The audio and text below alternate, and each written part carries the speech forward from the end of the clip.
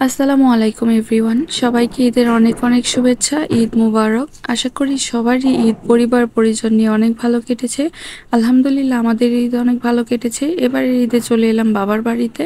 তো এই যে সকালবেলা আম্মু অনেক মজার মজার খাবার রান্না করেছে, পোলাও রান্না করেছে, চিকেন রোস্ট, এটা অবশ্য রাতেই রান্না করেছে, রাত থেকেই খাচ্ছি। আর এখানে আছে গরুর মাংস। দাদু বাড়ি থেকে গোস্ত আসতে লেট হয়ে যাবে, এই কারণে আম্মু ঈদের আগের দিনই 10 কেজি গরুর মাংস কিনে এনেছিল, সেখান থেকেই রান্না করেছে। এখানে আরও আছে সালাদ, আর এই যে এখানে আছে লাচ্ছা সেমাই। তো এগুলো সব আম্মু একা হাতেই কষ্ট করে রান্না করেছে, হেল্প করতে পারিনি আমি, কারণ আমি সকালবেলা উঠেই দেখি আম্মুর রান্নাবান্না শেষ। আর এই যে শাহিনের আব্বু নামাজ পড়ে এসে সব খেয়ে নিয়েছে।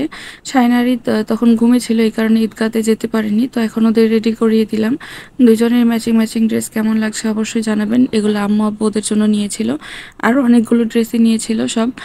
তো এই যে দুজনকে রেডি করে দিলাম, ওরা এখন গরু জবাই দেখতে যাবে মামার সাথে আর নানার সাথে। তো দুজনের অনেক ছবি তোলা ট্রাই করলাম, কিন্তু একবার একজন দাঁড়ায় আরেকবার দাঁড়াতে চায় না।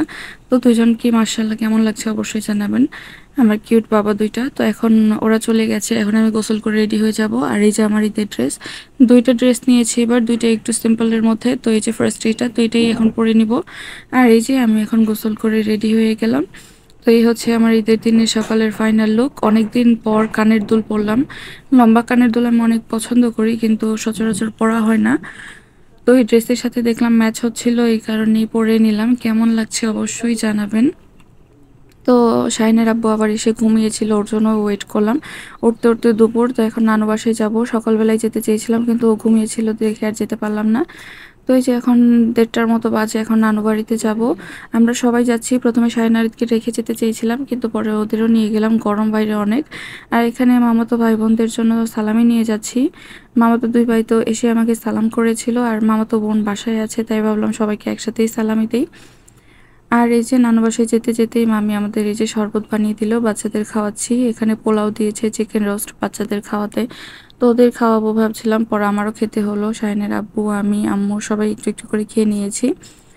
এই যে গরুর মাংস এখানে আছে। তো এই যে বিকেলবেলা আব্বু দাদু বাড়িতে গিয়েছিল দুপুরের দিকে, তো আমাদেরও যাওয়ার কথা ছিল, কিন্তু এত গরম পরে আর গেলাম না। তো এই যে এখন গোস্তগুলো আম্মু রেখে দিচ্ছে। আর সকালবেলা থেকে আম্মু অনেক কাজ করছে, এখন পর্যন্ত করেই যাচ্ছে, আমি হেল্প করতে পারছি না একদমই। বাইরে আসলে অনেক গরম। তো এই যে আম্মু গোস্ত এগুলা রাখার সময় বলছিল যে এগুলো সব আমার জন্য, বাসায় আমি যখন যাবো আমাকে পাঠিয়ে দিবে। আর যে কেনা গোস্ত আছে সেখান থেকেও পাঠিয়ে দিবে। আম্মু আব্বু কিন্তু সবসময় এরকম করে, নিজেদের জন্য একটা গোস্তও যদি রাখে, পরের বার যখন যাবে আব্বু আম্মু আমাদের বাসায় তখনও সেটা নিয়ে যাবে, নিজেরা কিন্তু খেতেই চায় না। তো সবসময় এরকম করে, তো আমি না করছিলাম বারবার।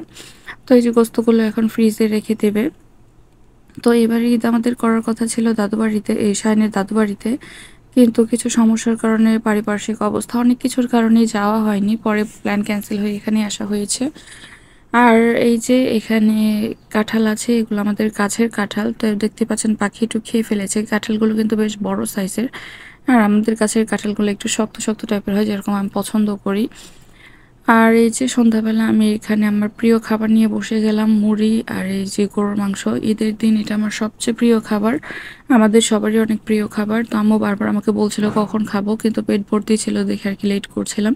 পর আম্মু এসে আমাদের সালামি দিয়ে গেল, বললাম যে লাগবে না থাক। কিন্তু এই যে এখানে আমাদের সালামি আছে, তো সবাই দোয়া করবেন। সকালবেলা থেকে আমার আম্মু অনেক কষ্ট করছে, সবাই বসে নিয়ে একটু, তার জন্য একটু বেশি বেশি দোয়া করবেন। আজকের ব্লগটি এই পর্যন্তই, সবাইকে অনেক অনেক ধন্যবাদ।